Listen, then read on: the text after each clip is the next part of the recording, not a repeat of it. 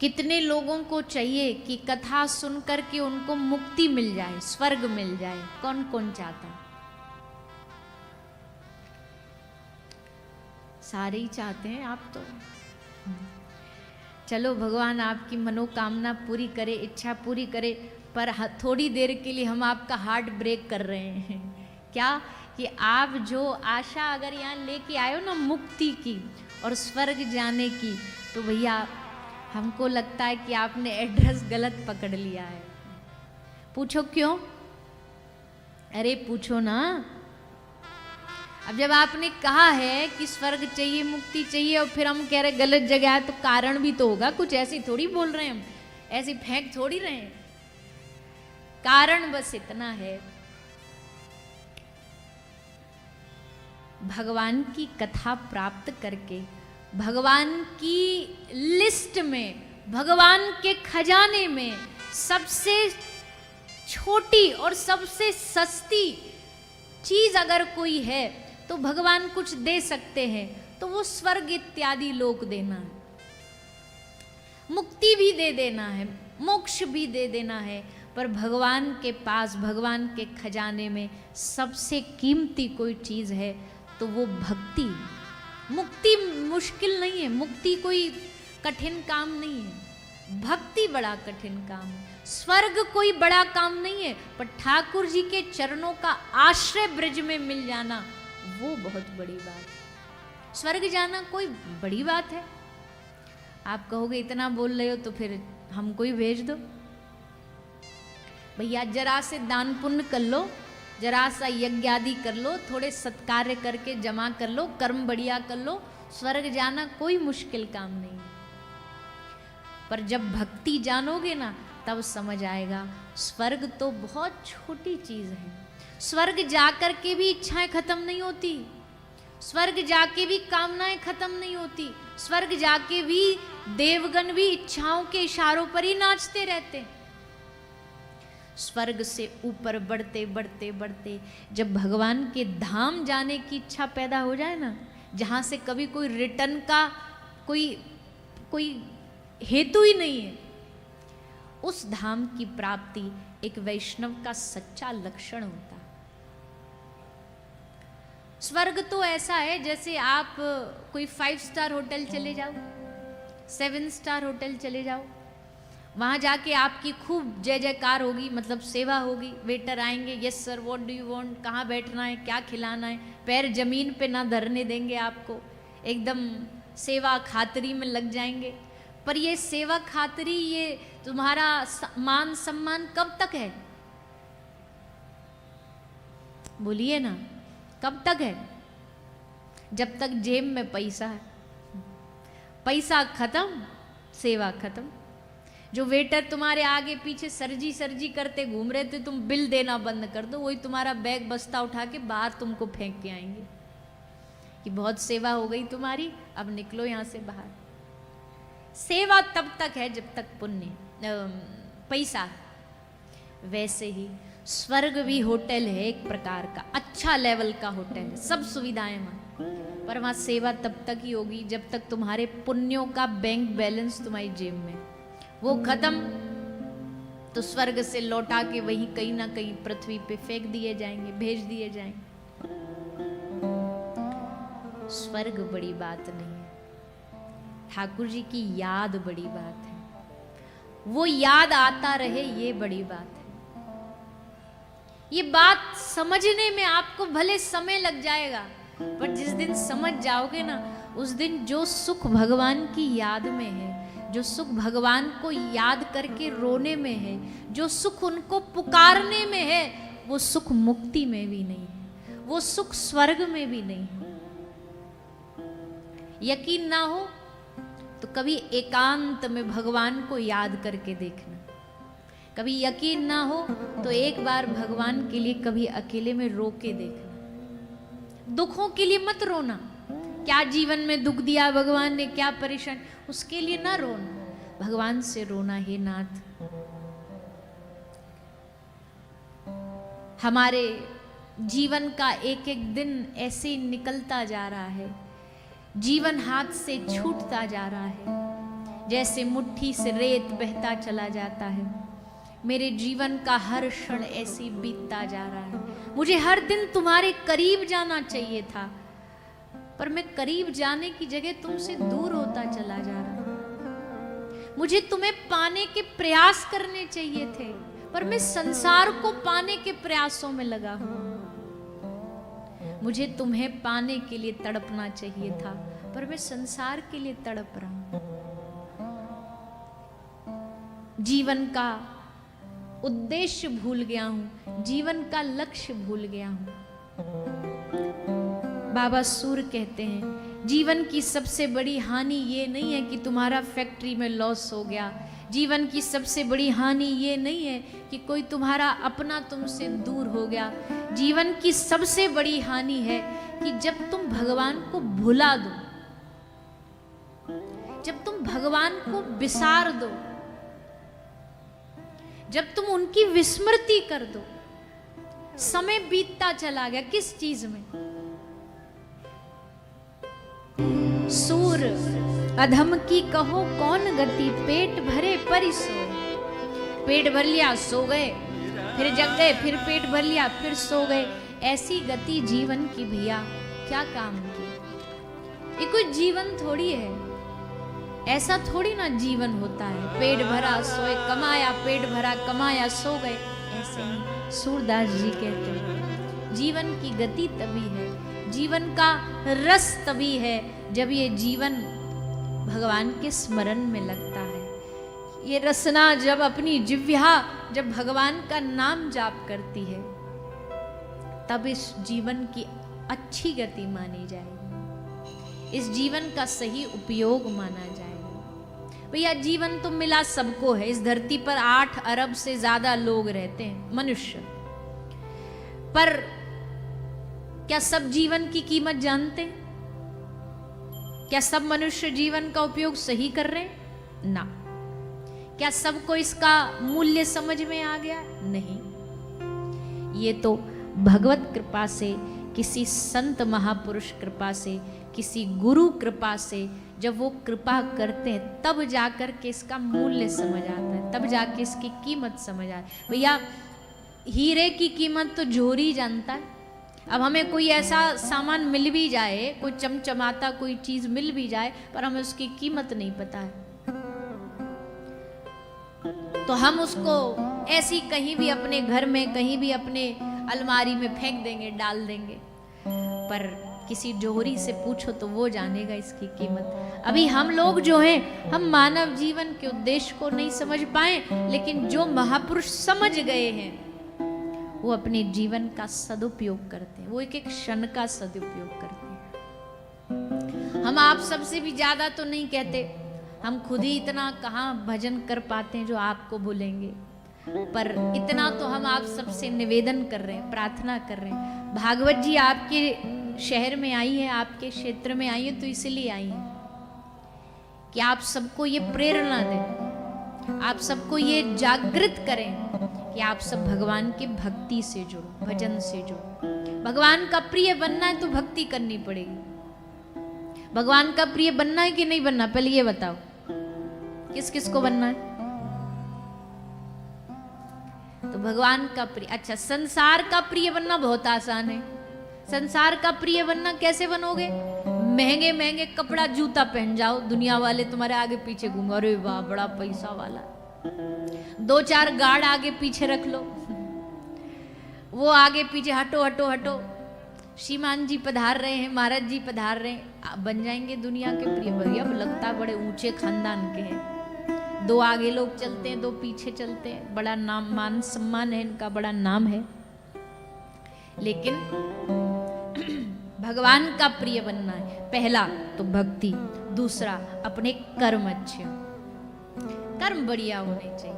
कर्म अच्छे होंगे तो भरी सभा में भी ठाकुर जी की दृष्टि उसी पर जाएगी भैया जिसकी क्रियाएं अच्छी होंगी, जिसके कर्म अच्छे हों। 2 चीज रखो, एक तो कर्म अच्छा रखो, क्योंकि अच्छे का अच्छा, बुरे का बुरा। देखो एक चीज हमेशा ध्यान रखना है, 2 चीज कभी संभव नहीं हो सकती जीवन में। क्या? जिसने कभी अच्छा ही अच्छा किया हो उसके साथ बुरा नहीं हो सकता। आप कहोगे नहीं जी हमने तो ऐसा कई बार देखा है, बोले बड़े सज्जन आदमी हैं, बड़े साधु आदमी हैं, पर देखो भगवान ने इनके जीवन में कितना कष्ट दे रखा है। पर इसका ये मतलब नहीं है कि इन्होंने जीवन में कभी बुरा ना किया हो, शायद इस जन्म में ना किया हो, पर किसी जन्म में तो किया होगा, किसी जन्म में तो इनने किया है जिसका भुगतान इनको आज प्राप्त हो रहा है। और दूसरा, पहला तो ये संभव नहीं है कभी भी कि जिसने कभी अच्छा किया उसके साथ बुरा हो, और दूसरा ये भी भरोसा रखना कि ये भी संभव नहीं है कि जिसने कभी जीवन में बुरा किया हो उसके साथ अच्छा होगा, ये भी संभव नहीं। आपकी अच्छे और बुरे की डेफिनेशन अलग अलग हो सकती है। इस संसार में सबकी व्याख्याएं अपनी अपनी होती हैं। अच्छे की व्याख्या अपनी है, बुरे की व्याख्या सबकी अपनी, सुख की सबकी अपनी अपनी व्याख्या है, दुख की सबकी अपनी अपनी व्याख्या। संसार में एक चीज किसी के लिए दुख है तो वही दूसरे के लिए सुख है। कैसे? फसल के लिए बारिश की जरूरत हो, आवश्यकता हो, और बारिश नहीं हो रही हो तो जो किसान है वो हाथ जोड़ेगा, भगवान बारिश हो जाए, भगवान वर्षा हो जाए, प्रभु कृपा कर दो। और जैसे बारिश हुई वो उसके लिए सुख बन जाएगा। पर वहीं एक दूसरी तरफ उसका पड़ोसी जिसके जो कुम्हार रहता है, उसने नए नए अभी बर्तन बना के धूप में सुखाए ही थे, बारिश हो गई, और बारिश हो गई तो उसके लिए वो बारिश क्या है? उसके लिए दुख है। संसार में सुख दुख की परिभाषाएं परिस्थिति अनुसार बदल जाती हैं। सबके लिए सुख दुख की व्याख्या अलग अलग है। हम कभी कभी उदाहरण देते हैं, बोले एक बार दो गांव के मित्र थे, गांव के दोस्त थे, गांव में रहते थे। धीरे धीरे उनमें से एक जो दोस्त है वो शहर चला गया पैसा कमाने, व्यवसाय करने। शहर में जाके रहने लगा, और शहर में जाके उसने खूब पैसा कमाया, खूब बढ़िया घर बना लिया, नौकर चाकर व्यवस्थाएं सब जमा ली। एक बार गांव वाले व्यक्ति को बार बार वो कहता था, भैया कभी हमारे शहर आना, हमारे घर आना। बोला ठीक है भैया हम आएंगे। तो एक दिन उसने निश्चय किया कि चलो आज दोस्त से मिलने शहर चलते हैं। तो गांव वाला दोस्त शहर वाले से मिलने शहर आया। अब शहर वाले दोस्त ने अपनी पत्नी को बता दिया, देख हमारा दोस्त आ रहा है, एकदम बढ़िया खातिरदारी होनी चाहिए उसकी, कोई कमी ना हो जाए, बढ़िया भोजन बनाना, अच्छा रोज तो रोटी सब्जी दाल सब्जी बनाती है, बोलते आज इटालियन बनाओ, पिज़्ज़ा खिलाएंगे दोस्त को। अब भैया आया गांव वाला दोस्त। अब जैसे गांव वाला दोस्त आया, उसने कभी जिंदगी में पिज़्ज़ा खाया नहीं, और वही जिसने जिंदगी में पिज़्ज़ा ना खाया ना, उसके लिए पिज़्ज़ा का स्वरूप थोड़ा अब इशारे से ही समझ जाओ, थोड़ा अलग होता है। अब जैसे उसने देखा, देख करके वो बोला कि हमने तुम्हारे लिए बढ़िया आइटम बनवाया है। अब जैसे वो गांव वाले ने देखा, वो मुंह में डाला, वो इतना लंबा खींचे, और जैसे खींचे उसको देख करके बोला, अरे राम राम राम राम, ये खाना है, भोजन है कि अब चलो बोल ही देते हैं, भोजन है कि किसी बालक ने अपना और उसने बेचारे ने कभी देखा नहीं कि ये भी कुछ होता है। बोला हाँ अरे भैया ये क्या तुमने क्या बना के धर दिया, हमको ये सब नहीं बात, रोटी सब्जी। बोले चलो इसके लिए रोटी बना दो भैया, इनको नहीं बात, रोटी सब्जी बना दो। रोटी, अब रोटी बनाई तो बोले दोस्त के लिए बढ़िया रोटी बनाओ, ऐसी रोटी। अब शहरों की रोटी गांव की रोटी में बड़ा फर्क होता है। शहर की रोटी एकदम ऐसी छोटी छोटी सी गोल गोल सी, हवा में फूंक में उड़ जाए ऐसी रोटी बनती है। अब उसने देखा, एक रोटी लाई घर की महिला, दूसरी रोटी लाई, दूसरी के बाद फिर कमर पे हाथ धर के बोलती और खाओगे?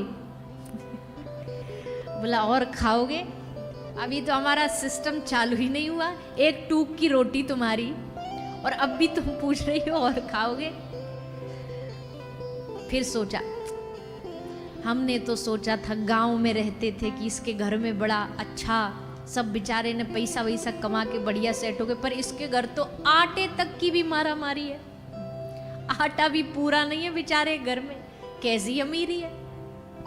थोड़ी देर बाद दोस्त बोला चलो भैया अब सोने का समय हो गया, चलो कमरा में सुला देते हैं। सुलाया, कैसे सुलाया?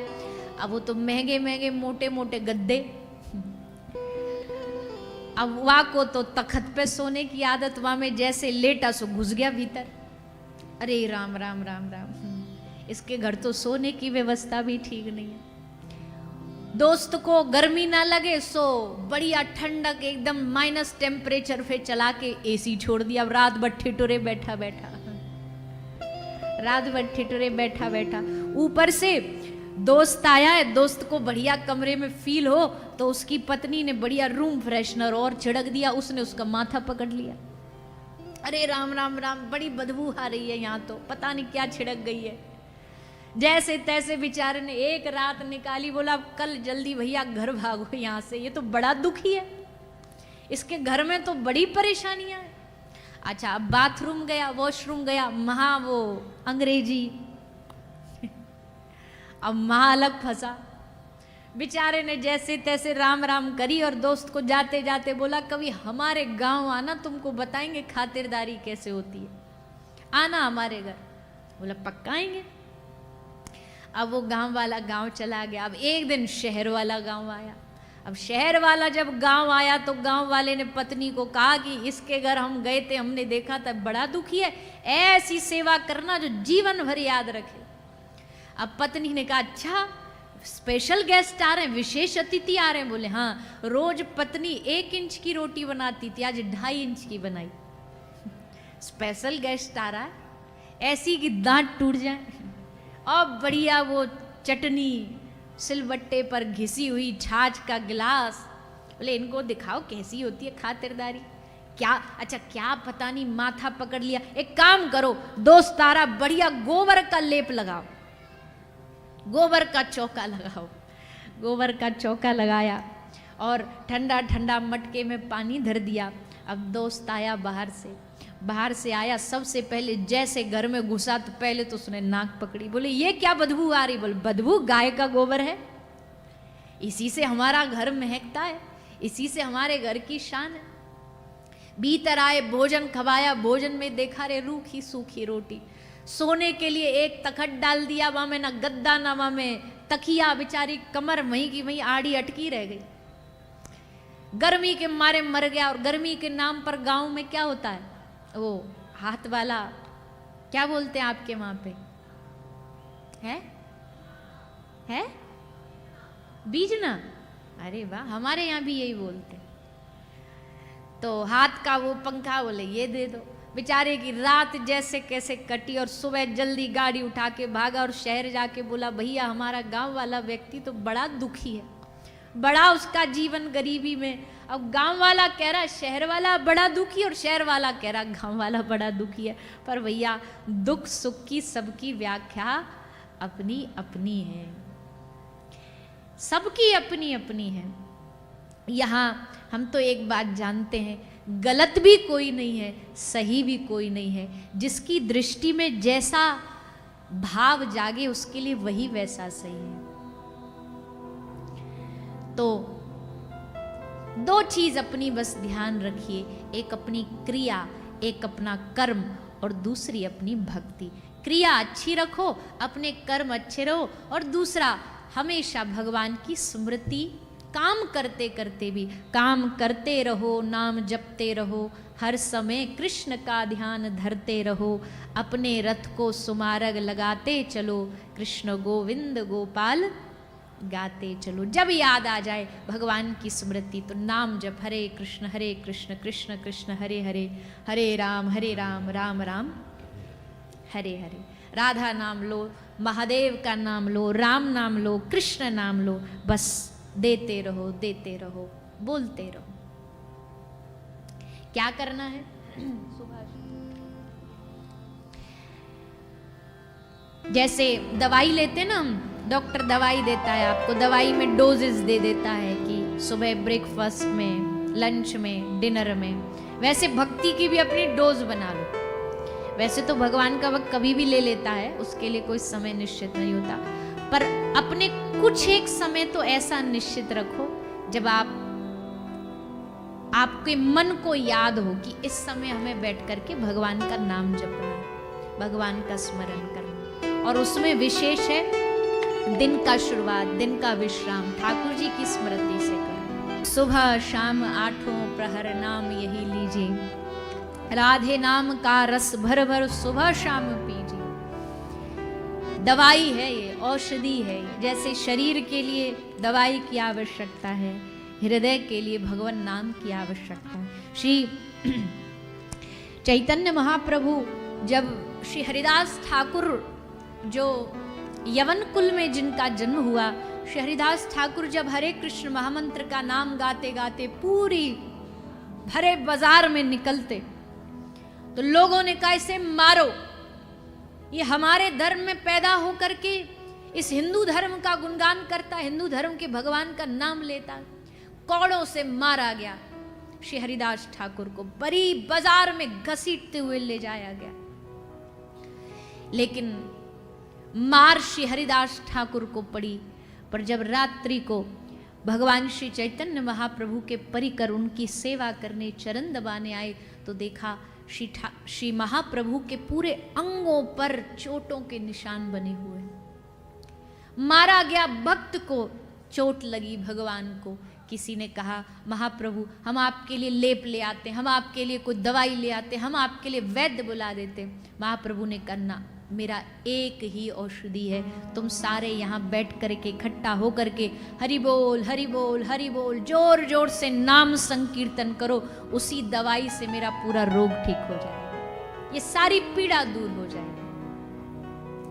भगवान के भक्तों के लिए ये भगवान का नाम दवाई का काम करता, औषधि का काम करता। इसलिए आप सबसे भी हम निवेदन करें, ये औषधि टाइम टू टाइम लेते रहा करो। जैसे डॉक्टर बोलता ना विटामिन जरूरी है खाना, फलानी विटामिन की कमी है, कैल्शियम की कमी है, ये हड्डी कमज़ोर हो गई है, तो वैसे ही अब ये शरीर वाली बीमारियां तो डॉक्टर बता देंगे, पर ये जो भीतर मन की बीमारियां हैं ये ठीक कैसे होंगी, इनको बताएगा। पहले तो पहचानना ही मुश्किल है कि हमको हुआ क्या है। आधे से लोगों को तो अपनी समस्या ही नहीं पता कि बीमारी कहाँ है। जैसे वो एक कहते हैं ना कि एक गया आदमी डॉक्टर के पास, वो डॉक्टर साहब हमको बड़ा परेशानी है। बोले क्या परेशानी है? बोले हमारा पूरा अंग में, पूरे शरीर में दर्द रहता है। उंगली जहाँ यहाँ कंधा पे रख दो तो दुखता है, यहाँ घुटने पे उंगली रख दो तो दुखता है, पेट पे रख दो तो दुखता है, गले पे रख दो तो दुखता है, पूरा शरीर हमारा दर्द करता है। डॉक्टर ने कहा लाओ हम तुम्हारा नेक चेकअप कर लेते हैं। तो चेकअप किया, सब एक्सरे हुए, सब ECG वगैरह हुई, पता चला उसको बीमारी शरीर में नहीं थी, उसकी उंगली में फ्रैक्चर था। अब वो जहाँ उंगली दरे वहीं दर्द हो, घुटने पे दर्द तो दर्द हो, गले में दर्द तो दर्द हो।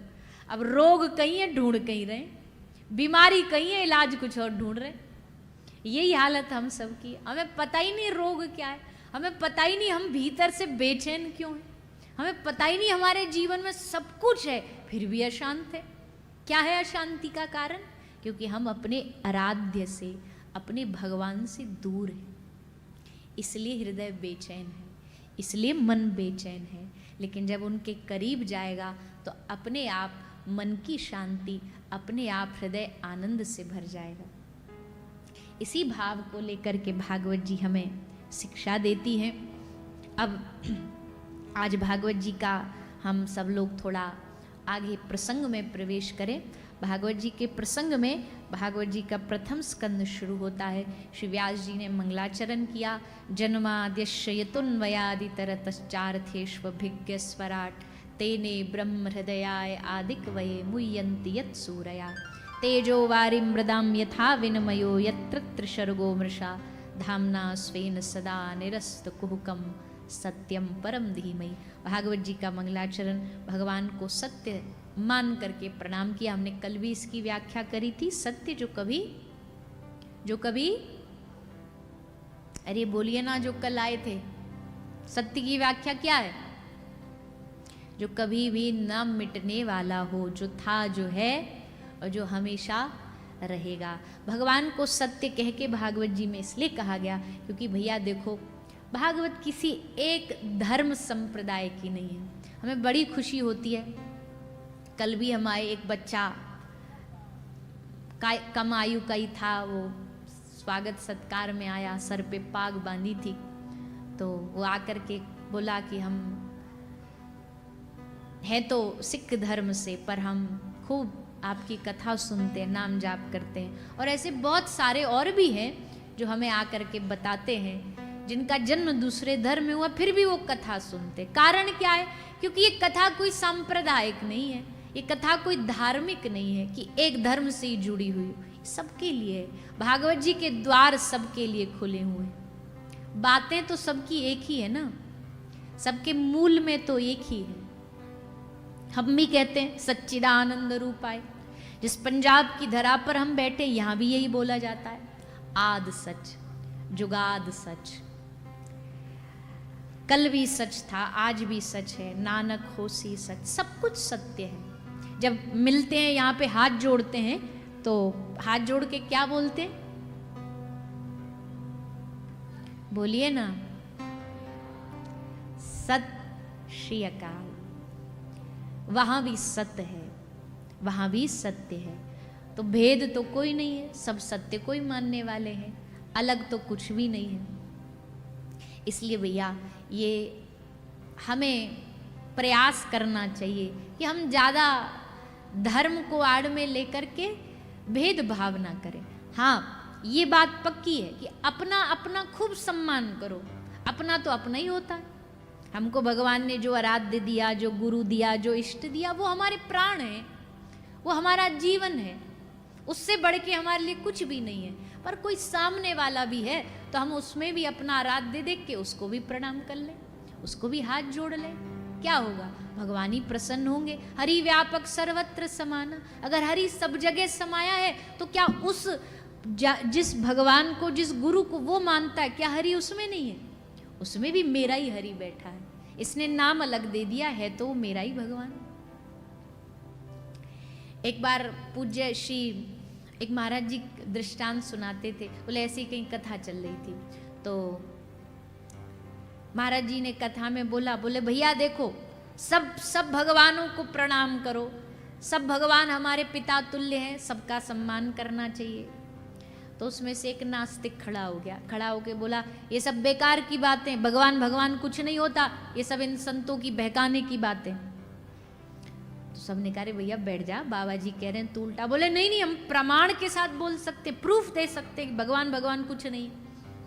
एक बोला जी बताइए कैसे प्रूफ दे सकते हो? एक ने कहा सब लोग जितने बैठे हो सब आंख बंद करो। सबने आंख बंद करी। उसने कहा कि अब हम जो जो नाम लेते जाएं उसको अपने दिमाग में इमेजिन करते जाओ, उसका पिक्चराइजेशन करते जाओ। उसने सबसे पहले बोला अपने दिमाग में सोचो सेब। सबने सोचा सेब। सबसे उसने पूछा क्या देखा? बोले गोल गोल दिखा, लाल लाल दिखा। अच्छा देखो संतरा, संतरा दिखा। कैसा दिखा? बोले ऑरेंज ऑरेंज दिखा। उसने कहा हाथी। सबने देखा हाथी। कैसा दिखा? बोले सूंड वाला, 2 दांत वाला, 4 बड़े बड़े पांव वाला, पूंछ वाला। देखो घोड़ा, घोड़ा दिखा पूंछ वाला। फिर बोला, पूछा भगवान, तो सबने भगवान देखा। बोला क्या देखा? एक बोला हमें बांसुरी वाला दिखा, एक बोला हमें धनुष वाला दिखा, एक बोला हमें चक्र वाला दिखा, एक बोला हमें बिंदु के रूप में दिखा, निराकार दिखा। उसने कहा लो देखो, जो चीज सच में होती है वो सबको एक ही जैसी तो दिखी। अब सेब होता है तो सबको एक जैसा दिखा, हाथी होता है तो सबको एक जैसा दिखा। भगवान भगवान ये सब केवल मन की कल्पना, इसलिए सबको अलग अलग दिखा, क्योंकि ये एक है ही नहीं, ये सिर्फ मन की बनाई हुई कहानियां हैं। सबने ताली बजाई, वाह वाह क्या बढ़िया बात, क्या लॉजिक की बात बोली है इसने। महाराज जी बोले रुक जा बेटा, अब हम बोलते हैं थोड़ा सा, अब हमें भी ट्राई कर लेने दो। तो महाराज जी ने बोला सब सोचो सेब, सबने सोचा सेब। सब सोचो हाथी, सबने सोचा घोड़ा, सबने सोचा। अंत में महाराज जी बोले अब सब सोचो अपने अपने पिताजी के बारे में। तो सबने सोचा अपने अपने पिताजी के बारे में। महाराज जी बोले क्या दिखा? एक बोला हमको काला काला सा दिखा, जो जिसके पिताजी काले थे उनको काले दिखे। एक बोला हमें गोरा गोरा दिखा, एक बोला हमें नाटा सा दिखा, एक बोला हम बड़े ऊंचे लंबे कद वाले दिखे, एक बोला हमें एक बिना आँख वाला, जिसके पिताजी की आँख नहीं थी उसको वैसे दिखा। महाराज जी बोले तुम्हारे सबके पिता को रूप तुमको अलग अलग दिखा, क्यों? क्योंकि पिता तो सबका पिता ही है, पर रूप सबका अलग अलग है। भैया वैसे ही जगत में ईश्वर एक ही है, सबका पिता है, पर सबने अपने पिता का अलग अलग रूप दे रखा है। सबका बाप ही वो, सारी दुनिया जगत का पिता वही परम पिता है, पर हर पिता का रूप अलग होता है। तो सबने अपने अपने पिता के रूप अलग बना दिए। जाको जो भाई, कई को मुरली वाला भाग गया तो उसने उसमें देख लिया, किसी को धनुष बाण वाला भाग गया तो उसने धनुष बाण हाथ में पकड़ा दिया, किसी को निराकार दिख रहा है तो उसके लिए निराकार बढ़िया। जाकी जैसी भावना, वाको ठाकुर जी वही रूप में दिखते हैं, उसी रूप में दिखते हैं। नरसिंह मेहता जी को ठाकुर जी भूत के रूप में दिख गए, बताओ। अब दुनिया में भूत में किसी ने भगवान देखा है कभी? नरसिंह मेहता जी को प्रेत दिखा, भूत दिखा, बार बार डरा रहा है, बार बार पीछे आ रहा है, परछाई आ रही है, हा की आवाज आ रही है। नरसिंह मेहता जी ने हंस के बोला, वाह गोविंद तेरी लीला, आज तक तूने हमको बांसुरी लेकर के दर्शन दिया, आज पहली बार हमने तुम्हारा प्रेत रूप में दर्शन किया है। और प्रेत थे नहीं भगवान, पर नरसिंह मेहता जी ने उनमें भी भगवान देखा, तो प्रेत रूप में साक्षात ठाकुर जी प्रकट हो गए, भूत में भगवान को देख लिया। प्रहलाद जी ने कहां देखा? बोलिए ना जोर से, लगता है आप लोग खा पी के कम आते हो घर से, आवाज ने थोड़ी वॉल्यूम डाउन रहती है, जोर से बोलो। खंबे में, पत्थर में। अब अचंबा देखो, एक प्रहलाद जी हैं जो पत्थर में भी भगवान को देख लेते हैं, और एक आज का कलयुगी आदमी है जो भगवान में भी क्या कह रहा है? पत्थर ही तो है,